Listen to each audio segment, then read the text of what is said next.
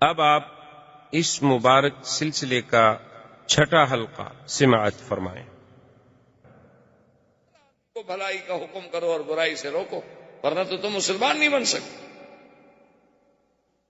اب سیدنا صدیق رضی اللہ تعالی عنہ چلے، حضرت عثمان کے پاس آئے، ان پہ اسلام پیش کیا، فاسلم عثمان، حضرت عثمان بھی مسلمان ہو گئے۔ پھر حضرت سعد بن ابی وقاص کے پاس آئے، ان پہ اسلام پیش کیا، حضرت سعد بھی مسلمان ہو گئے۔ عبد الرحمن بن عوف کے پاس آئے، ان پہ اسلام پیش کیا، وہ بھی مسلمان ہو گئے۔ حضرت طلحہ کے پاس آئے، ان پہ اسلام پیش کیا، وہ بھی مسلمان ہو گئے۔ اور اسی طریقے سے اب یعنی جو اسلام پھیلنا شروع ہوا تو لوگ سیدنا ابو بکر کے ہاتھ پہ اسلام لا رہے، اور پھر فقراء میں سے، ضعفاء میں سے حضرت عمار، یاسر، سمیہ، صہیب، خباب، یہ سب اسلام لے آئے۔ حضور صلی اللہ علیہ وسلم نے اب اللہ کے حکم کے مطابق، کیونکہ اب تو اللہ نے حکم دے دیا تھا نا کہ انذر، اب تو لوگوں کو ڈرائیں، اب تو لوگوں کو دعوت دیں، اب تو آپ لوگوں کو پیغام الہی پہنچائیں اور دعوت توحید دیں، اور جو نہ مانے ان کو عذاب جہنم سے ڈرائیں، کیونکہ نبی کا تو وظیفہ ہی بشیر و نذیر ہوتا ہے کہ ماننے والوں کو بشارت دے اور انکار کرنے والوں کو ڈرائے۔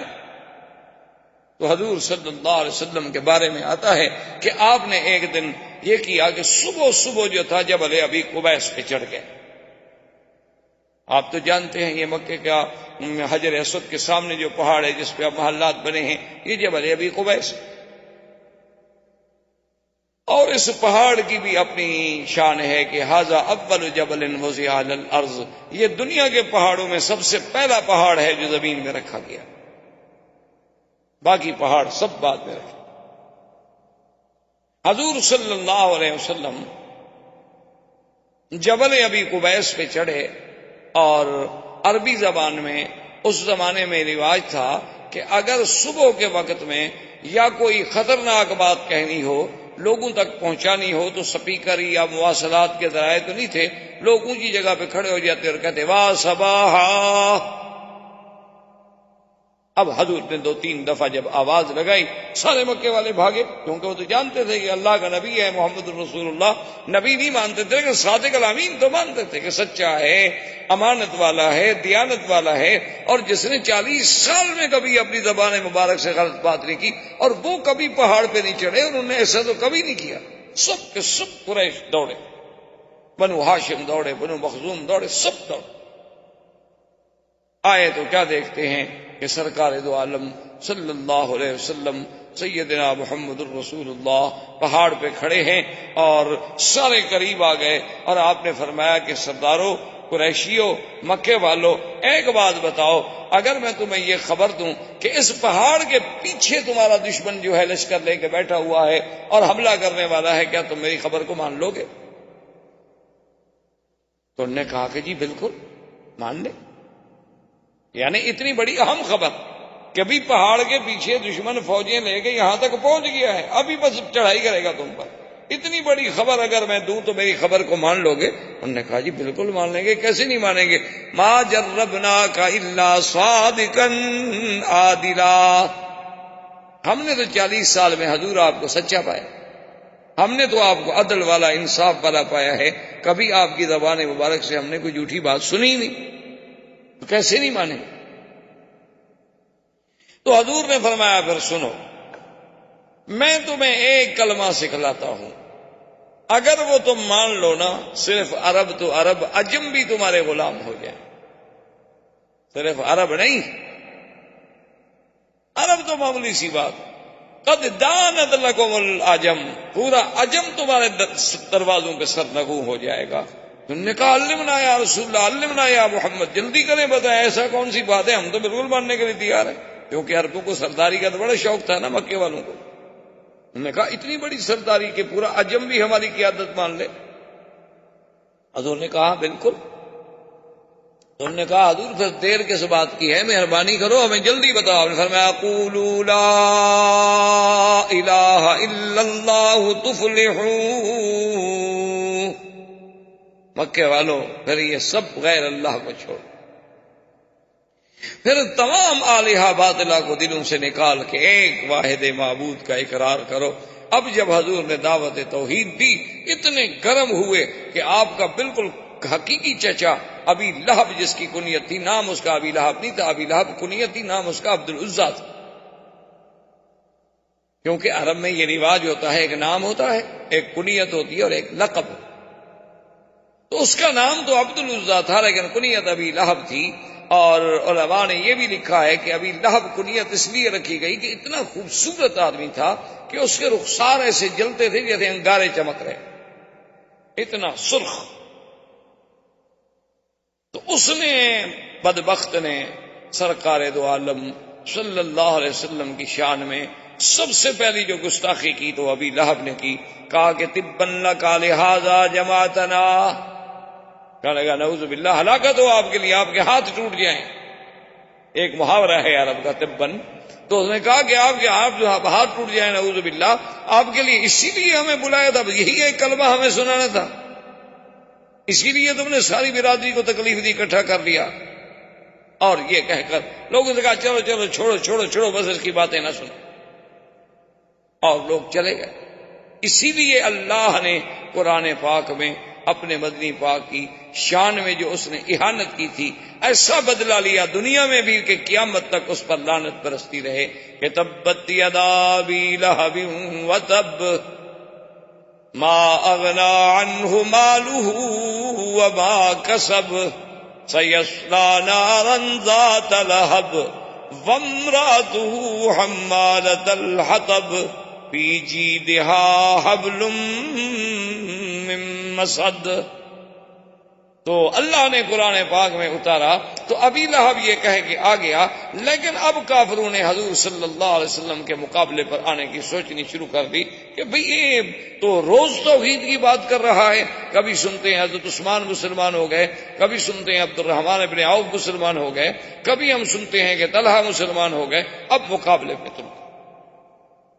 اور حدیث پاک میں آتا ہے کہ سب سے بڑا بدبخت ملعون ابی جہل، جو اپنے آپ کو ابو الحکم کہلاتا تھا، عمرو ابن حشام نام تھا، اور کنیت اس نے ابو الحکم رکھی ہوئی تھی کہ فیصلوں کا باپ، کہ اتنا بڑا فیصلے کرنے والا، لیکن اصل تو وہ ابی جہل تھا۔ ایک دن میرے آقا طواف کر رہے ہیں اور قریش جو تھے طواف کے کناروں پہ بیٹھے ہیں، اور جب حضور ان کے قریب گزرتے ہیں تو اللہ معاف فرمائے اپنی اپنی زبان میں انتہائی نازیبا باتیں حضور سے کہتے ہیں، لیکن وہ دامنے، وہ یعنی کوہ استقامت، وہ صبر و استقامت کا پہاڑ، وہ رحمت دو جہاں کہ جس کی زبان کے مبارک سے کبھی دشمن کے لیے بھی کوئی گندی بات نہ نکلی، وہ رسول عربی، وہ رسول عربی، وہ نبی الامی الہاشمی، وہ رحمت للعالمین، کہ جو فرماتے تھے انما بعثت رحمتا، اللہ نے مجھے رحمت بنا کے بھیجا ہے۔ آپ فرماتے تھے میں کیسے کسی کو لعنت کروں، اللہ نے مجھے لعنت کرنے والا بنا کے نہیں بھیجا۔ ابو جہل نے ایسی بدبختی نے گستاخی کی حضور کی شان میں جو ناقابل نقل ہے۔ اللہ اکبر۔ اور حضور کوئی جواب نہیں دے، حضور صلی اللہ علیہ وسلم سنتے ہیں اور اپنے طواف۔ آخر ابو جہل نے سامنے آ کر دھمکی دی، ایک عورت دیکھ رہی تھی، اسے احساس ہوا کہ اب یہ قریش اتنے گرم ہیں، معلوم ہوتا ہے کہ یہ لازماً حضرت محمد الرسول اللہ صلی اللہ علیہ وسلم کو تکلیف پہنچائے، تو اب عورت بیچاری مقابلہ تو نہیں کر سکتی۔ ایک روایت مبارک میں آتا ہے کہ اس عورت نے جا کے سیدہ فاطمہ الزہرا سے کہا، اور بی بی فاطمہ الزہرا جب آئی اس نے دیکھا کہ میں بھی ایک عورت کا کیا مقابلہ کروں، تو انہوں نے جا کے حضرت صدیق کو خبر دی، اور حضرت صدیق آئے اور کافروں کے اور حضور کے درمیان میں آ کے دیوار بنی۔ ظالمو، بات نہ مانو، تمہاری مرضی، لیکن تمہیں یہ کیا بات ہے کہ تم لڑنے اور مرنے پہ آمادہ۔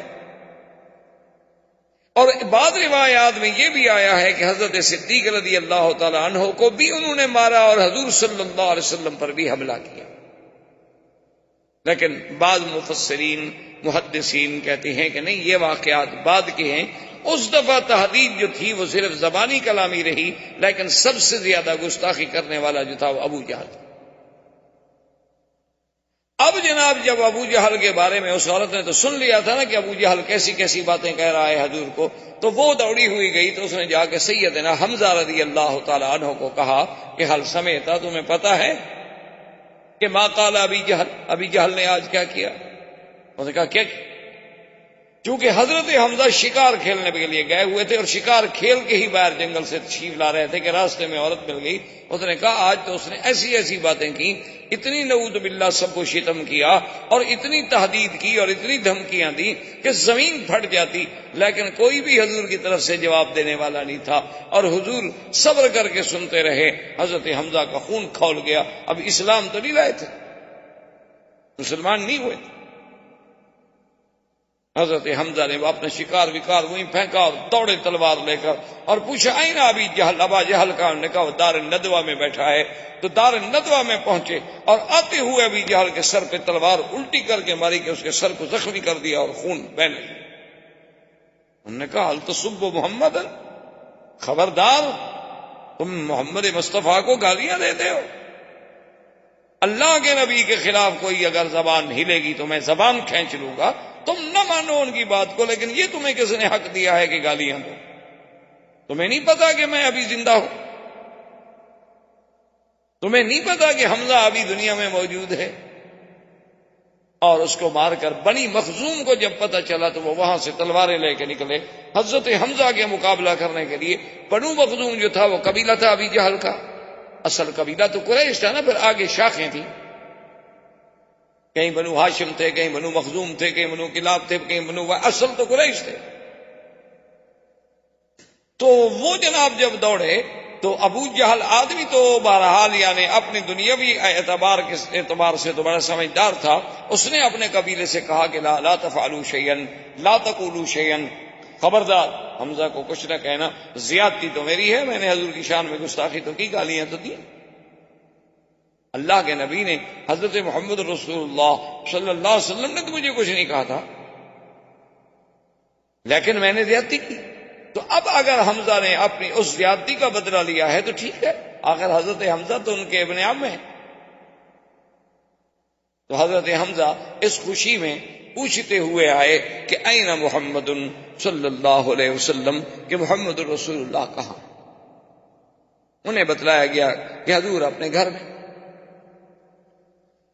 تو حضرت حمزہ رضی اللہ تعالی عنہ اسی عالم میں تشریف لائے اور آگے کہا کہ ابشر یا محمد، کہ محمد پاک مبارک ہو، میں نے تمہارا بدلہ لے لیا، انتقام لے لیا میں نے ابی جہل سے کہ اس نے آپ کی شان میں زبان درازی کی، اور میں نے دار الندوہ میں سرداروں کے سامنے، روسائے کفار قریش کے سامنے اس کے سر پہ تلوار مار کے سر زخمی کر دیا. حضور چپ. تو حضرت حمزہ نے کہا حضور میں اتنا بڑا مقابلہ کر کے آ رہا ہوں، یعنی میں نے ابو جہل سے لڑائی لے لی، بنو مخزوم سے لڑائی لے لی، اور آپ کو خوشی نہیں ہوئی. آپ نے فرمایا حمزہ مجھے تو خوشی تب ہوگی جب تم کہو گے لا الہ الا اللہ. یہ بدلہ لینا تو معمولی سی بات، یہ تو تم نے میری ذات کا دفاع کیا ہے، تم نے میرے دین کا تو دفاع نہیں کیا. یہ تو میری ذات کے لیے تم کھول گئے، تمہارا خون کھول گیا، اور یہ تو قبیلوں کی بات ہے، قبیلے والے کی مدد کرتے ہیں. لیکن مجھے تو تب خوشی ہوگی جب تم میرے دین کے سپاہی بنو گے، میرے دین کا دفاع کرو گے. فشہد وقال فاسمع یا رسول اللہ اشہد ان لا الہ الا اللہ واشہد ان محمد رسول اللہ. انہوں نے کہا حضور پھر سن لیں، اگر آپ کو اسی پہ خوشی ہے تو پھر گواہ ہو جائیں گے میں بھی مسلمان ہوں. اب حضرت حمزہ بھی مسلمان ہو. حضور صلی اللہ علیہ وسلم کا اب دعوت کا زور جب پھیلنے لگا تو کفار قریش اکٹھے ہو کے آئے، اور انہوں نے آ کے آپ کے چچا ابی طالب سے کہا کہ بھئی یہ کیا بات ہے، انہ یصفح احلامنا وانہ یصفح اجدادنا وانہ یخالف دیننا، کہ محمد مصطفیٰ تو ہمارے بالکل یعنی وہ کہتے ہیں ہم سب پاگل ہیں، ہمارے باپ دادا بھی پاگل تھے اور ہمارے اجداد بھی پاگل تھے جو سب بتوں کی پوجا کرنے آئے، اور پھر لات عزا ہمارے خداؤں کو بھی نہیں معاف کرتا، اس کا کیا کیا جائے؟ تو اس نے کہا کہ تم خود بات کرو. نے کہا کہ نہیں تم بھی بات کرو، ہم بھی بات کریں گے. تو ایک روایت میں آتا ہے کہ سردار قریش اکٹھے ہو کے آئے، انہوں نے کہا محمد عربی صلی اللہ علیہ وسلم ہم آپ سے کچھ بات کرنا چاہتے ہیں. انہوں نے کہا ٹھیک بات.